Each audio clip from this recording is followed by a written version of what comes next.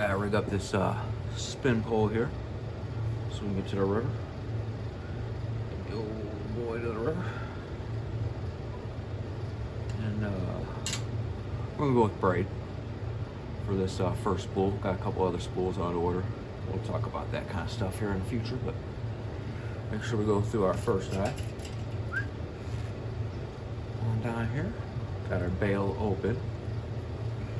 What I do with braid, because it's really hard to get a loop over these notches with braid is, got my line out tuning, so it's going to get crossed over essentially. Locked in there. Get that locked in there good. And then I'm gonna trim it off a little bit, but I'm gonna leave a good bit in there. And we're just gonna let it wind over itself, and it's gonna lock it in. There's gonna be so much braid on here that you don't have to worry about anything slipping in the future, that's for sure. If you get spooled, you got bigger problems. Go ahead and fill this baby up. And we're gonna do our line to line connection. Get some fluorocarbon on here. Fluorocarbon always, unless we're even a lot of times for top water, but a little bit of tension here with my fingers, but not too much. If you're getting a burn, getting an old Indian burn, you're definitely squeezing it too tight.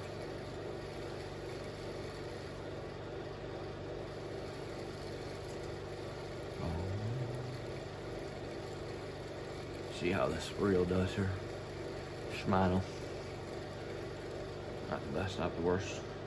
It seems super smooth, but that's for sure. It's putting the line on very even. But it'll sort itself out here.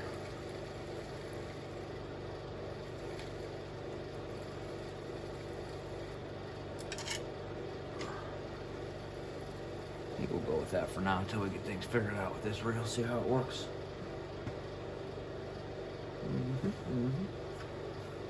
Hello.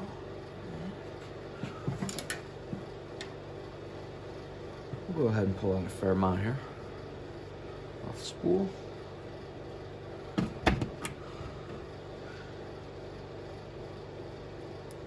And with our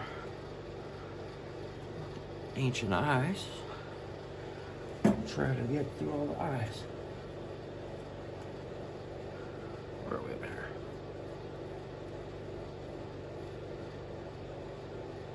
There we go.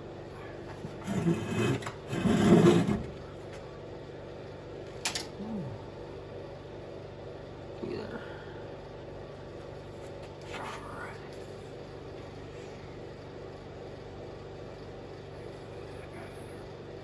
Gotta straighten that out. It's a 15-pound braid, so 4-pound diameter, equivalent generally, roughly. Every manufacturer is different, but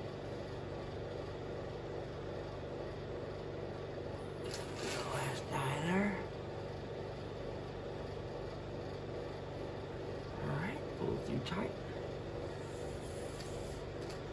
What we're going to do is we're going to make sure that it's all good right there.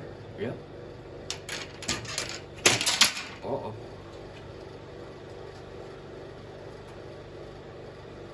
And once again, give it a nice tug. Make sure we're through all of our eyes. We are. Pick up our weight caster.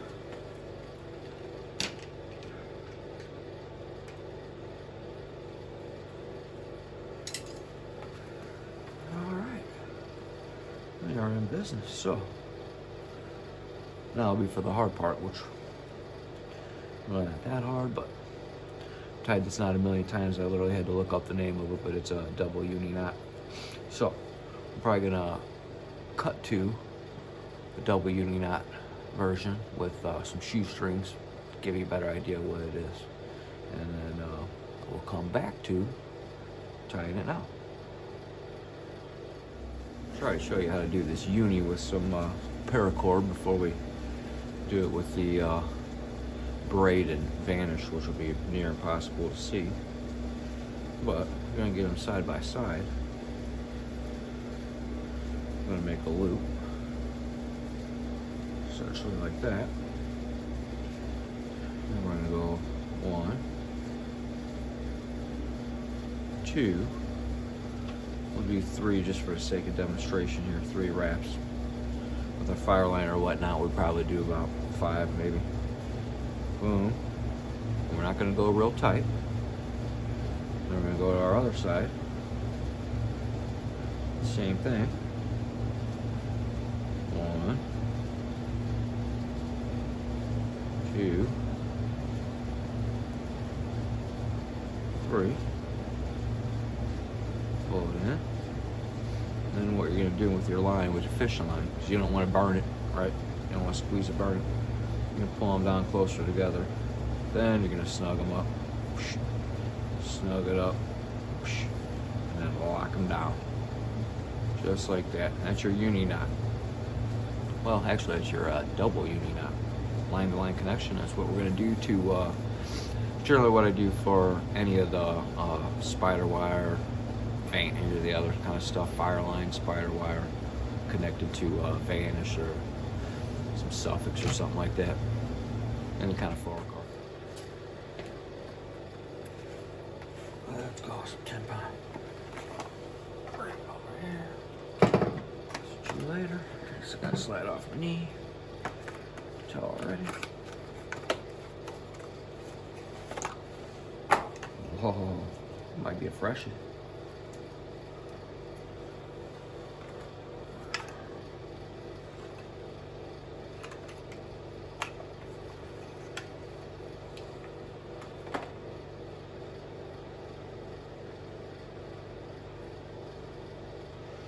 Boy, it's gonna be so hard to see. That's why we're gonna do it with the shoestring, but that's why we've showed you with the shoestring at this point, probably, hopefully. Yeah, we ain't got no good light either. Lay them over next to each other. Whoop, whoop. Make a little loop and pinch it. All right, we'll do about 5 times probably. You know, struggle is real. I'll be honest. Third hand, always. Oh, 3. And 4. And 5. And everything's working out good, so we're gonna go 6. 6. Put her down. Pull her in there. Not tight, but not too tight. We're not cinching it down yet. Otherwise, you're just gonna burn your line. So now, leader side.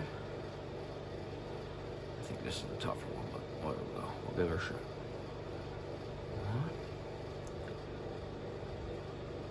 1, 2, 3. Don't overlap it there like it's trying to do. 4, or go through your loop, I mean.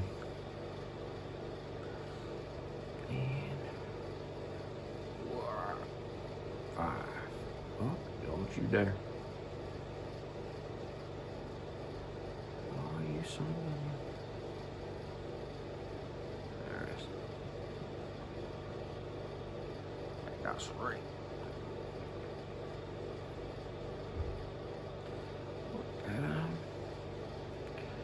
Quite a bit of ways apart. That's why you don't cinch it down ahead of time. Got all that down good. Getting closer together. Give that fluorocarbon a good cinch. Now I'll get them closer.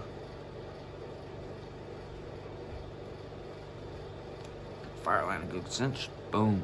Look at that, baby. That is tight. That's tight and that's strong.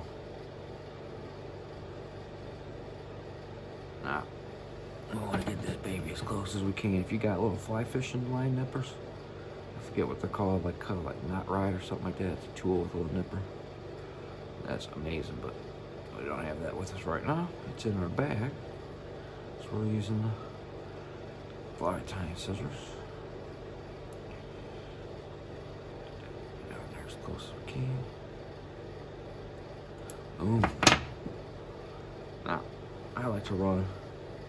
I just go ahead and run quite a few feet, like literally to where the fluorocarbon is going to be on my spool a little bit.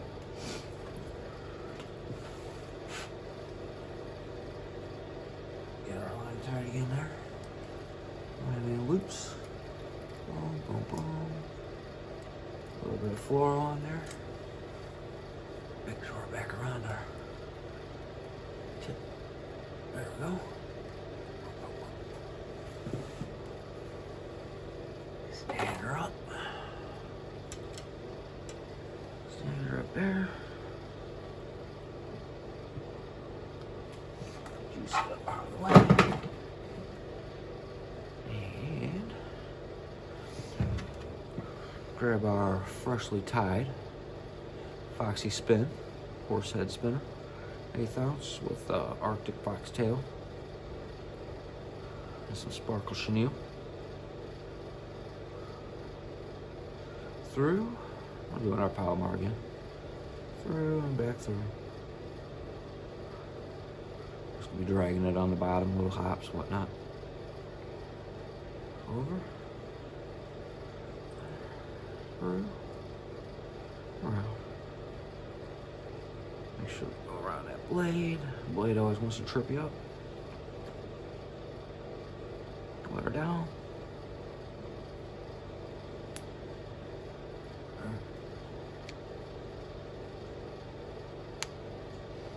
Boy, like that.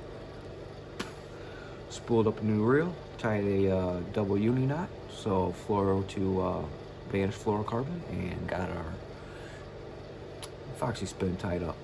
Rigged, ready to go, hit the Mississippi River.